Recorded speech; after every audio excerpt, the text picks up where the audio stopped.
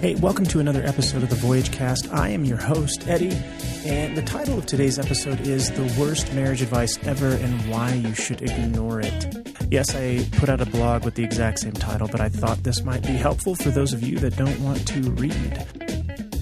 Real quick interruption before we continue with the show. If you do get any benefit from this podcast or you think it might be helpful, by all means, please share it with your friends or family. And also, if you need help with counseling services, please go to voyagescounseling.com and we will do the best we can to get you connected with a provider in your area, if you're in Colorado, of course. All right, on with the show. We often hear that marriage is kind of this fairy tale, that it should be this wonderful thing. But for any of us who've been married for any length of time, I've been married for 19 years, the truth is that it's a roller coaster at best, right? Tons of ups and downs. It's an adventure. And today, I really want to just take a few moments to explore this terrible marriage advice and why we should ignore it. And we'll discuss how understanding the reality of marriage can actually strengthen your relationship and combat some of the insanity that you're being taught in the culture. So let's kick things off by debunking the myth that marriage should be easy. Many of us enter marriage with the expectation that love will conquer all things. All we need is love, as the Beatles say. But the truth is, and if you live in reality, that's not true. Love and marriage is incredibly complicated. Love is vital, of course, but it is not a cure. It doesn't fix your marriage. Just because you love somebody does not mean your marriage will work out. You need significant, unending, long-standing effort in not just in choosing to love somebody, because it is a choice after a certain point, but into communicating and a willingness to navigate the inevitable challenges that you will find yourself in. You see, every marriage faces challenges, whether it's financial stress, differing priorities, opinions, values, or external pressures like work and family, extended family, etc., friend problems.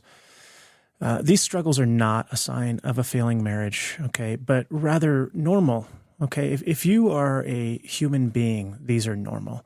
They're also an opportunity to grow and strengthen your bonds if both of you are willing to grow and strengthen your bonds through this. That is a key caveat. And so keep in mind that both parties here must have this perspective for challenges to be converted into opportunities. That is key.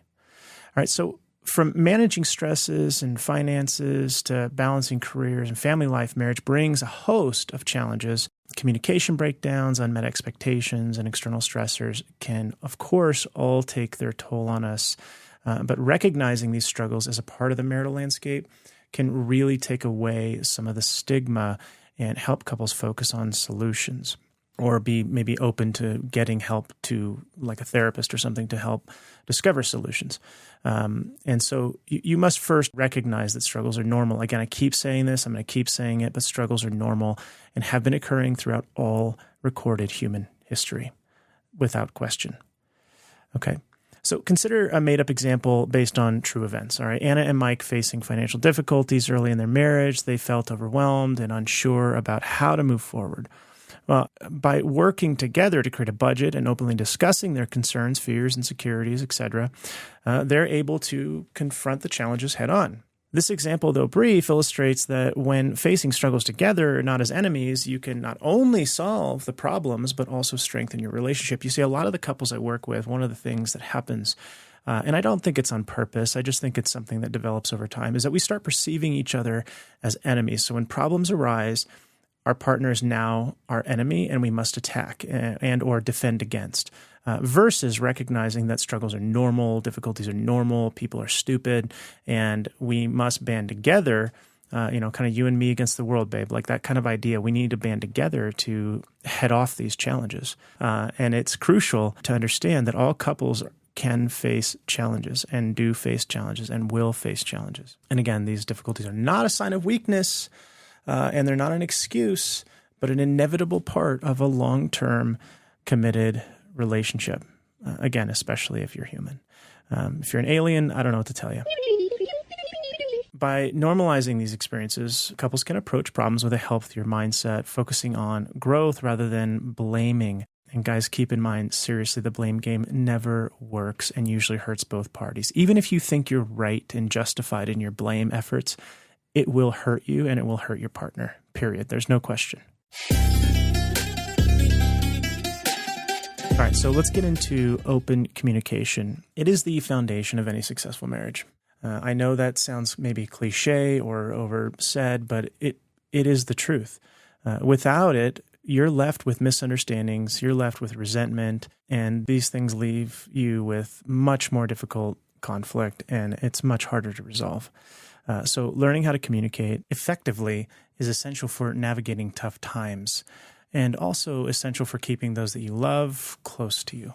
When facing these difficult situations, open and honest communication can make all the difference in the world. It can create safe spaces, not like what we hear about in the culture, but between two people in their hearts and minds where both partners can feel heard and understood, which is obviously a key in, communicating. This involves not just talking, but also active listening and empathy. Okay, active listening is a tough one, especially for dudes, because we just want to solve all the problems, and so we just go straight to the solution. Yeah. So do you well to consider boning up on some active listening skills. All right, so here's some strategies for effective communication. Set aside time. Make regular time to talk about your feelings and concerns without distractions. Be honest. Share your thoughts and emotions openly but kindly. It's not just brutal expression here. Active listening. Focus on understanding your partner's perspective, not just what you want to say. And it's kind of the age-old childhood lesson of taking turns here. When you're actively listening, you're waiting, you're patient, you're really trying to understand what they say without your canned responses or defensive experiences. Remember, you're not dealing with an enemy, you're dealing with a loved one, so you don't need to defend yourself all the time. Express your feelings without blaming your partner, of course, I mentioned that, like with I statements. I feel upset when, instead of you always. You always also references globalized statements. You probably want to stay away from those. And just for some context, you can't say like, I feel you're being an asshole, because that's not going to be very helpful. Roger that. Managing your reactions. Difficulties can trigger strong emotions, but it is essential to manage these reactions and communicate calmly and respectfully. If you need help with this, again, get help, man. Get a counselor, get somebody involved, so that way you can learn how to self-regulate. Good God, like if you want to be an effective communicator with somebody you love, learn self-regulation. I know that discussing difficult feelings is hard. It's essential to address difficult feelings as they arise rather than letting them fester. This can be uncomfortable, but it is a crucial step in maintaining a healthy relationship. I promise you, if you're not willing to discuss difficult feelings, you will not have a healthy relationship. So encourage each other to share openly and respond with empathy and support. Embracing imperfection. Again, it is normal to be imperfect, right? So no one is perfect. And expecting perfection from yourself or your partner sets the stage for disappointment, failure, misery, and in a way that you only grow resentment. Burn in hell! So learning to accept and forgive imperfections can significantly improve your relationship. This doesn't mean that you're also a doormat and you're just allowing people to walk on you. Okay, you can learn to accept and forgive people and still have good boundaries. So keep that in mind. The reality of imperfection. Both partners will make mistakes without question, whether it's forgetting an anniversary like I commonly do, unfortunately, or saying something hurtful in the heat of a moment, which most people do. These lapses are part of being human. Understanding and accepting these realities helps you approach problems with compassion rather than criticism. Again, we're normalizing humanity here. We're not, though, setting ourselves up to be, again, doormats, and this doesn't mean you don't have to have boundaries here. So the role of forgiveness.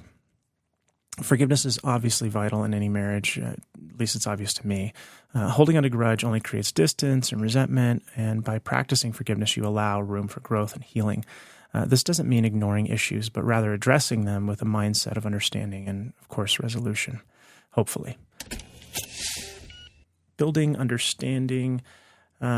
Building a deep understanding of each other's imperfections can bring you closer, recognizing that your partner's faults are part of what makes them who they are, just as your imperfections are a part of you.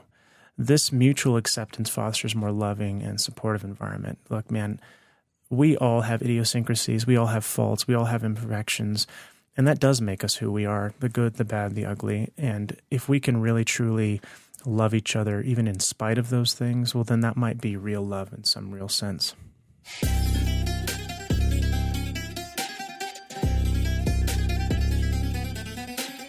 All right, in this next section, I wanted to discuss the idea of strengthening the bond through struggles. Facing challenges together can actually fortify your relationship. By supporting each other during tough times, you can actually build stronger and more resilient bonds. That's normal in life. All right, so the value of shared struggles can be a source of strength in a marriage, but you really have to shift your thinking on these shared struggles. You see, when couples face difficulties together, they can learn to rely on each other and build trust. But you have to, again, like I said before, not see the other person as an enemy. This shared experience creates a sense of partnership and solidarity. It's like brothers in arms, people going to war together, and they share these bonds that nobody else has or nobody else can experience because they're the ones who uniquely went through those things, those hard times together. Okay, so supporting each other during tough times is obviously crucial, and sometimes we have to lay down our pride and our ego to do that. This involves being there for your partner emotionally and practically. But again, the only way to do that is sometimes put yourself last and them first. Small gestures of support can make a big difference, whether it's offering a listening ear or taking extra responsibilities when your partner is stressed out or sick or in need or whatever it is. Now, if that's all the time, that might be a different issue to discuss. If like you're a caretaker for your spouse or something like that, that's a whole different animal. And that's not really what I'm referencing right now. I'm referencing just kind of the normal struggles that we would go through in life, where sometimes they need a little bit more help and sometimes you need a little bit more help. And, admittedly, I'm not the best in this area. Sometimes I get an attitude. If my wife was on this right now, she'd tell you that's true. It is true nonetheless that we need to put our egos aside, our frustrations aside, and try to be there to the best of our ability for our partner when they have need. So some specific practices that you can do for support. Just checking in regularly. This is a pretty straightforward idea. This could be a text message. This could be a call. This could be coming down the hall and saying, how you doing? Ask your partner how they're doing and seriously listen to their response. Like really use those active listening skills to understand what their experience is. Make sure you regularly show appreciation. Acknowledging and appreciating your partner's efforts and contributions is probably one of the most important things you can do just on a daily basis, regardless of hard times. It's keeping money in the bank at that point. Being present. Offer your full attention and support during difficult moments if you could all help it. The last thing you want to do is being caught distracted on your phone or on a computer or on a TV show or in a game or whatever the hell it is that you're doing. That is the last and most irritating thing you could possibly do to your partner when they're really in a moment and they really need your support.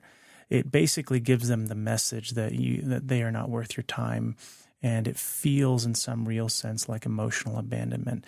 If you want to quickly start dividing in your relationship and drifting slowly or maybe quickly apart, depending on how bad you are at this, definitely be on your phone while they're trying to share with you and while they're soliciting your support, which if you're married to this person, like they need your support and you need to be able to provide that to one degree or another. I'm not saying perfectly, just make an attempt. And sometimes the attempt is put everything away, turn everything off, turn towards them and just focus.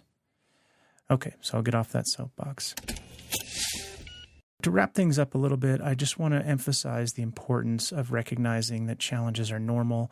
They're a normal part of a relationship, and any relationship for that matter, and that facing them together will strengthen your bonds. It will be hard, and sometimes things get worse before they get better, but that's a way through.